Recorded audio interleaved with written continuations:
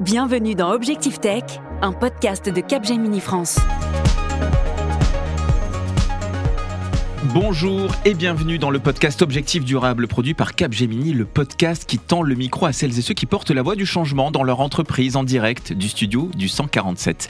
Dans ce nouveau numéro, nous allons nous intéresser aux mutations de la fonction RH en entreprise.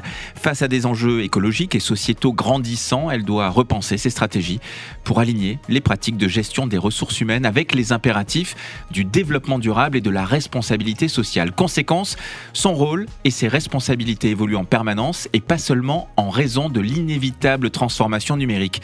Mais comment faire converger durabilité au sens large, valorisation de la marque employeur et progrès individuel et collectif? De quelle manière la stratégie RSE influence-t-elle les ressources humaines? Dans cet épisode, nous allons tenter de décrypter ce qui se joue en ce moment.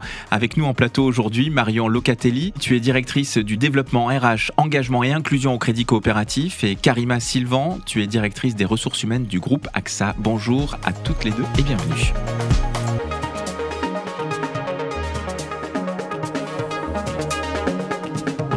Objectif durable, une émission présentée par Valère Coréard. Depuis quelques années déjà, les temps et les esprits changent. Nous sommes en plein cœur d'une transformation sociale des entreprises, à mi-chemin de l'agenda 2030 et face à un contexte de changement du cadre réglementaire européen pour les entreprises.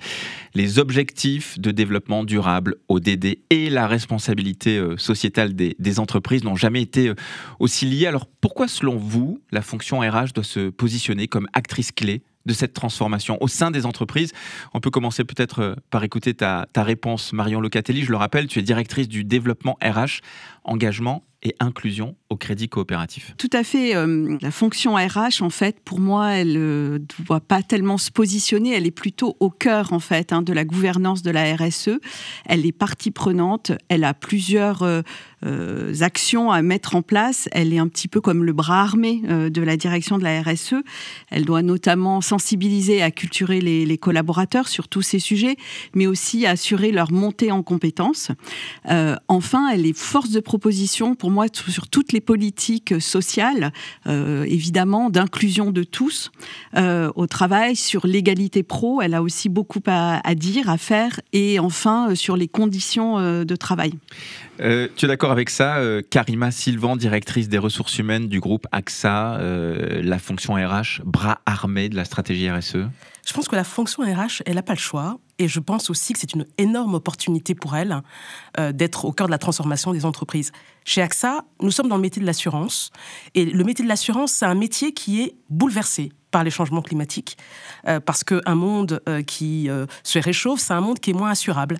Et donc, et aussi avec les risques de fragmentation sociale. Donc la RH, dans ce contexte-là, eh bien, elle fait plein de choses. Elle recrute des experts, elle forme des collaborateurs, elle aide l'organisation à s'adapter pour être plus performante et pour répondre à cet enjeu qui est absolument colossal. C'est le climat, mais c'est aussi la fragmentation sociale. Et une récente étude 2024 de l'ONU sur l'intégration des objectifs de développement durable dans les stratégies globales révèle que 68% des entreprises françaises déclarent avoir une connaissance approfondie des ODD, un taux supérieur à la moyenne européenne de 59%. Vous êtes toutes les deux au sein d'entreprises directement concernées et engagées. Karima Sylvan, en tant qu'assureur, on imagine facilement que ces sujets sont bien sûr, et tu le disais d'ailleurs, extrêmement importants et qu'il faut donc impérativement les relier au business, mais comment les rendre visibles aussi à l'intérieur? Comment active-t-on la collaboration entre les métiers RSE et RH? Alors, nous, on travaille, la RH travaille au quotidien avec les métiers RSE, et nous avons la particularité, nous, d'avoir aussi des entités dont c'est le métier. Et donc, on a par exemple une société qui s'appelle AXA Climat, AXA Climate, qui, il y a quelques années, s'est mis à 100% sur ces sujets d'évolution climatique. Par exemple, cette société a construit une formation il y a 3-4 ans. Beaucoup d'entreprises en France utilisent les formations d'AXA Climate. Et nous, ce que nous avons fait en interne, pour les rendre encore plus visibles au plus grand nombre, c'est, il y a 3 ans, décider de former tous les collaborateurs d'AXA dans le monde, donc 51 000 personnes. 90% des collaborateurs d'AXA ont été formés en 2023 au sujet et aux enjeux climatiques. Marion Locatelli, pour vous aussi, c'est important au sein du groupe Crédit Coopératif de faire savoir ce que vous faites auprès des collaborateurs et comment un manager peut transposer les objectifs auprès des équipes? Oui, alors c'est important de bien communiquer en interne, mais aussi en externe, et d'accroître notre visibilité sur ce qu'on fait. Et d'ailleurs, de plus en plus de candidats viennent au sein du au crédit coopératif pour nos engagements et pour nos valeurs. Parce qu'on est la banque qui émet 4 fois moins que toutes les autres banques françaises en termes de bilan carbone. On est aussi une banque où 49% des managers sont des femmes, où enfin on a un taux de personnes en situation de handicap qui est au-delà de 8%. Dans notre référentiel managérial, récemment également, on a demandé aux managers de communiquer et de donner plus de sens sur tous nos engagements.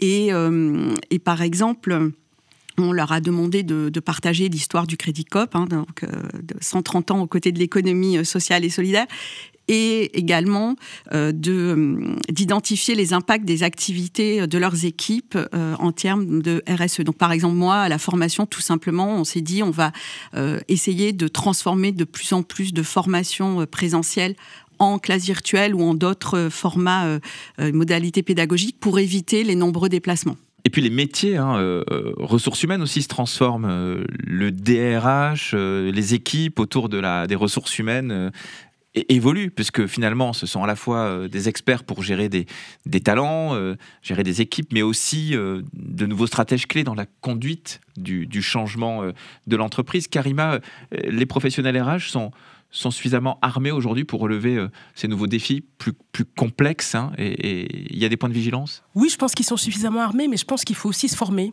de manière constante, parce qu'en fait, ces sujets-là deviennent de plus en plus techniques. Non seulement parce qu'en Europe, ils sont relativement réglementés, très réglementés, et donc je pense que effectivement, pour les RH, il faut se former, il faut travailler très en lien avec les directions de la RSE, très en lien avec les directions financières aussi, pour regarder comment les choses se passent, regarder de près les sujets de technologie. On parlait de l'IA juste avant de démarrer ce podcast, mais bien évidemment, l'intelligence artificielle est un élément extrêmement transformant des entreprises et qui a des impacts aussi sur les politiques RSE. Et donc, moi, l'élément clé, c'est la fonction RH doit se former. Je parlais d'AXA Climate tout à l'heure. Nous avons travaillé avec Sciences Po au sein d'AXA Climate pour créer une formation Green HR, parce qu'on pense qu'en fait, ce sont des compétences d'expertise maintenant qu'il faut. Il ne s'agit pas seulement d'être un très bon DRH et de savoir mener une transformation comme toutes les autres transformations qu'on a connues. En fait, maintenant, la tech et les sujets RSE sont des sujets d'expertise qui doivent rentrer dans le cœur de métier des DRH, et que le DRH doit comprendre plus intimement et de manière plus experte qu'avant. Je vous propose maintenant d'écouter Lily Desnoë. Elle est DRH de la Banque Postale Asset Management. Elle était en studio, ici même, dans un précédent numéro d'Objectifs Durables. On a mis des objectifs extra-financiers dont le poids dans les objectifs est de plus en plus prépondérant. Voilà, donc on avait des objectifs, des KPI collectifs RSE, sur la formation, sur l'engagement, etc. Mais aujourd'hui, on va plus loin. On a des objectifs extra-financiers par métier et qui sont déclinés par métier. Et ça, on a demandé à chaque métier de travailler. C'est quoi finalement vos enjeux dans cette transition à l'échelle de votre métier? Donc moi, par exemple, sur la RH, j'ai la parité. La parité, l'égalité des hommes-femmes. Donc ça, c'est salaires, factuel, etc. on peut regarder. C'est très factuel. Et je vais regarder ce critère qui est propre à la RH. Voilà, Lily Desnoë, donc DRH de la Banque Postale Asset Management. Karima, au sein du groupe AXA, cette approche par métier, c'est aussi une méthodologie? L'approche par métier, elle est fondamentale parce qu'au fond, la transformation, elle se passe là. Et donc, effectivement, pour chacune de nos équipes, il y a une réflexion sur la mission qui est importante. Et nous avons aussi une approche par KPI. Et sur les sujets à la fois de responsabilité sociale, mais aussi d'engagement des équipes, on a des enquêtes régulières qui permettent à chacun de nos managers de savoir où il en est en termes d'inclusion, en termes de parité, en termes d'engagement de l'équipe. Et ça, c'est extrêmement important. Je voudrais revenir sur la question du S, parce qu'on a beaucoup parlé d'environnement. Mais ce que nous avons fait également, c'est mettre en place une politique mondiale sur un certain nombre de volets qui sont primordiaux, surtout quand on touche 141 000 collaborateurs et qu'on touche aussi leurs familles. Ça veut dire quoi? Ça veut dire une politique parentalité, ça veut dire une politique pour les aidants. On a 30-40% de nos collaborateurs qui peuvent être des aidants familiaux. Et donc, mondialement, nous leur donnons des jours supplémentaires pour s'occuper aussi lorsqu'ils sont en situation d'aidance. Ça veut dire une politique sur la santé, aussi, la santé physique et la santé mentale. En tant qu'assureur, nous sommes très concernés sur les sujets de santé et on sait qu'il y a des porosités et des liens entre les sujets climatiques et les sujets de santé. Et donc, nous investissons aussi beaucoup sur les sujets de santé. Marion, tu fais le même constat au sein du crédit coopératif, cette approche par métier, c'est important de faire aussi la différence entre les types de missions, les différents contextes au sein d'un groupe comme le crédit coopératif ? Oui, bien sûr, on n'attaque pas les mêmes sujets, qu'on soit à la direction financière, par exemple, ou dans le réseau commercial, dans nos agences. Donc, on adapte également aussi les actions et les plans d'action et la stratégie. Karima, tu nous parlais rapidement tout à l'heure de la formation AXA Climate. C'est une formation qui est, comment dirais-je, innovante. Qu'est-ce qu'elle a apporté aujourd'hui aux collaborateurs ? C'est une formation extraordinaire et très innovante. Et c'est la formation qui a eu le plus de succès au sein d'AXA sur, je dirais, les 5 dernières années. On a été d'emblée extrêmement ambitieux en se disant on veut former tout le monde. Et donc, on a fait un module de formation relativement court, c'est 2 heures, très didactique, qui explique les changements du monde, qui explique les bases scientifiques des évolutions climatiques, qui explique l'impact sur nos métiers, mais qui explique aussi ce que chacun peut faire, et avec à la clé un certificat de formation. Le fait d'avoir 90% de nos salariés qui, en 12-15 mois, se sont formés et ont trouvé ça super. Et moi, beaucoup de retours de personnes qui me disaient « je l'ai fait avec mon fils ». Je l'ai fait avec ma famille. Voilà. Donc ça, c'est le premier module. Et encore une fois, AXA Climate vend ces formations à beaucoup d'entreprises et il y a beaucoup d'entreprises qui le font aussi. Aujourd'hui, nous sommes dans la saison 2 et donc nous nous apprêtons à déployer une formation sur l'adaptation climatique. La première était très centrée sur la lutte contre le réchauffement climatique. L'adaptation, ça veut dire quoi ? Ça veut dire qu'aujourd'hui, le réchauffement est déjà là. Et donc, ça veut dire qu'il faut adapter les locaux, la santé. Il y a des parties du monde où nous avons des collaborateurs qui, bien évidemment, doivent adapter la manière dont ils travaillent, la manière dont ils se déplacent, la manière dont ils s'habillent à certaines périodes de l'année. Donc, on va investir dans cette formation sur l'adaptation au climat et nous allons commencer, dans quelques semaines, à la déployer. Bon, à voir s'il y aura le même succès du coup que la première saison. Marion Lecatellier, au Crédit Coopératif, vous proposez des boosts inspirationnels pour vos managers. Oui, effectivement, on organise des conférences inspirantes, on peut le dire un petit peu d'une autre manière, et on avait fait un boost inspirationnel qui a marqué les esprits des managers avec Hélène de Vestel qui a créé Eudénie et vraiment ce boost, je l'ai encore en mémoire parce que elle a une manière quand même assez positive de parler des enjeux, parce que parfois on peut être impressionné par les enjeux où on peut se dire mais qu'est-ce qu'on peut faire pour lutter ? Mais on va au-delà de la formation des managers. Par exemple, on a formé tous les chargés d'affaires l'an passé de notre filiale, la BTP Banque, puisque donc, comme son nom l'indique, c'est la banque un peu référence du BTP, et c'est un secteur qui est fortement impacté par la transition énergétique. Donc voilà, donc c'est un autre exemple. On va bien au-delà. Ou encore quelque chose aussi pour le S de RSE. On forme nos collaborateurs qui sont en situation de handicap à comment parler de leur handicap et comment évoquer avec leurs collègues, avec leurs managers, leur handicap et les conséquences de ce handicap sur leur travail ou les aménagements de poste qui doivent en découler. Donc, et ça, c'est quelque chose qui est aussi très fort parce que les personnes sortent du coup parfois de la culpabilité. Des enjeux de transformation, des enjeux business, des enjeux marque employeur, des enjeux de bien-être et de recrutement au sein de vos milieux professionnels. On voit bien qu'il y a beaucoup d'actions, mais comment vous mesurez l'impact de ces actions ? Quels sont vos critères ? Comment ça se passe, par exemple, au sein du groupe AXA, Karima Sylvan, la mesure ? Il y a plusieurs manières de mesurer. Il y a bien sûr les enquêtes qu'on fait directement auprès des collaborateurs, et nous, on en fait 3 par an, qui mesurent l'engagement, qui mesurent aussi l'inclusion. Nous sommes l'une des rares entreprises à avoir une enquête mondiale sur la diversité et l'inclusion, qui permet de voir comment nous progressons sur ces sujets-là. nous avons aussi des mesures spécifiques sur la santé des collaborateurs. Comme je vous l'ai dit, nous, on a une politique santé mondiale dans laquelle, par exemple, on offre des bilans physiques de santé pour les collaborateurs qui ont plus de 40 ans. La prévention cancer, nous sommes l'une des rares entreprises à prendre en charge les soins sur le cancer partout dans le monde, aux États-Unis, en Inde, et pas seulement les pays où il y a de la sécurité sociale. Et donc, nous faisons une enquête santé tous les 2 ans pour permettre à nos collaborateurs de s'exprimer sur leur santé. C'est une enquête qui est bien sûr anonyme et qui leur permet aussi d'avoir accès à un prestataire qui leur donne des conseils personnalisés. Donc pour nous, la mesure est un sujet fondamental. On mesure aussi pour les éléments de rémunération. En France, 30% de notre intéressement est assis sur des critères RSE. Donc ça, vous devez les mesurer pour payer l'intéressement. Voilà. Donc oui, mesurer ce qu'on fait, mesurer comment on progresse, communiquer aux collaborateurs sur ces progrès. C'est quelque chose que l'on fait et qu'on le fait de manière systématique. Marion Locatelli, pour le crédit coopératif, il y a aussi cet enjeu de la mesure. Vous avez des outils. Comment ça fonctionne chez vous ? Oui, c'est un petit peu comme l'a dit Karima. Effectivement, d'abord, on voit, on a un outil de mesure, le baromètre social annuel, et effectivement, 90% de nos collaborateurs adhèrent à nos valeurs. Donc, on voit bien que notre communication interne fonctionne. Après, on mesure forcément aussi les indicateurs, surtout du S. Donc nous, par exemple, on avait dans notre plan stratégique, on a les indicateurs sur l'égalité professionnelle, sur le taux de personnes en situation de handicap.